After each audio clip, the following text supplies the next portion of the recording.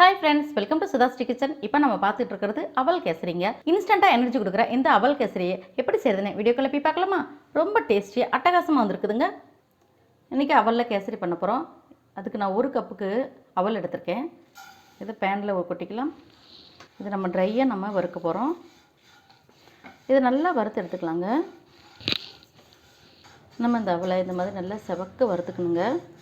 இப்போ இந்த வறுபட்டு இருக்கிற நேரத்தில் நம்ம என்ன பண்ண போறோம்னா கொஞ்சமாக பால் எடுத்துக்கலாம். இந்த பாலில் நான் குங்குமப்பூவை ஊற வைக்க போகிறேன். இந்த சூடான பாலில் குங்குமப்பூ ஊறுனுச்சுன்னா நல்லா கலர் நல்லாயிருக்கும். அந்த கலர் தான் நம்ம இதில் சேர்க்க போகிறோம். இது கொஞ்ச நேரம் ஊறட்டும். இந்த மாதிரி கலர் சேஞ்ச் ஆகிற அளவுக்கு நம்ம நல்லா வறுத்துக்கணும். இப்போ ஸ்டவ் ஆஃப் பண்ணிக்கலாம். ஆஃப் பண்ணிவிட்டு சூடு ஆற வச்சுட்டு நம்ம இதை மிக்சியில் போட்டு ரவை பதத்துக்கு அரைச்சி எடுத்துகிட்டு வந்துடலாங்க. நம்ம செவக்க வறுத்து வச்சு இந்த அவலை இந்த மாதிரி பொடி செஞ்சு எடுத்துகிட்டு வந்தாச்சுங்க. அடுத்தது இப்போ பேனில் 2 ஸ்பூன் நெய் சேர்த்துக்கலாம். நெய் சூடானதும் முந்திரி பருப்பு சேர்த்துக்கலாம். முந்திரி பருப்பு சேர்த்து நல்லா செவக்க வறுத்து எடுத்துக்கலாம். முந்திரி பாதி வறுபட்டு இருக்கும்போது திராட்சை சேர்த்துக்கலாம். முந்திரி திராட்சை நல்லா வறுபட்டாச்சு. இதை அப்படியே வேறு ஒரு பிளேட்டுக்கு ட்ரான்ஸ்ஃபர் பண்ணிக்கலாம்.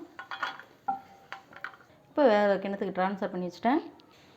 இப்போ இதே வானிலையில் 1 கப் அவளுக்கு 2 கப்பு தண்ணி, 2 கப்பு தண்ணி நல்லா கொதித்து வரட்டும்.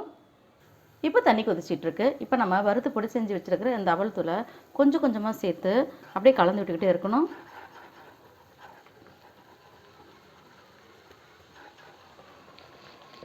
இப்போ கைவிடாமல் நம்ம கலந்து விட்டுகிட்டே இருக்கலாம். தண்ணி டக்குன்னு எடுத்துருங்க. ரொம்ப ஈஸியாக வேலை முடிஞ்சிடும்.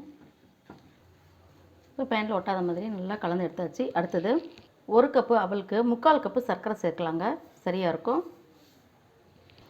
சர்க்கரை சேர்த்துட்டு நம்ம நல்லா கலந்துடுவோம். சர்க்கரை சேர்க்கவுமே நமக்கு நல்லா மெல்ட் ஆகி வருங்க. இப்போ கைவிடாமல் கலந்துகிட்டே இருப்போம். மறுபடியும் இந்த சர்க்கரைலாம் கரைஞ்சதெல்லாமே மறுபடியும் இறுகி வந்துடும். அது வரைக்கும் கலந்துவிடுவோம். இது கூட மில்க் மெய்டு 1 ஸ்பூன் சேர்த்துக்கலாம். நல்லா வாசனையாக இருக்கும். அவல் கேசரி நல்லா கெட்டியாக ரெடி ஆகிட்டு இருக்குது. அடுத்தது நம்ம பாலில் கரைச்சி வச்சுருக்கிற இந்த குங்குமப்பூவை சேர்த்துக்கலாம். இதோட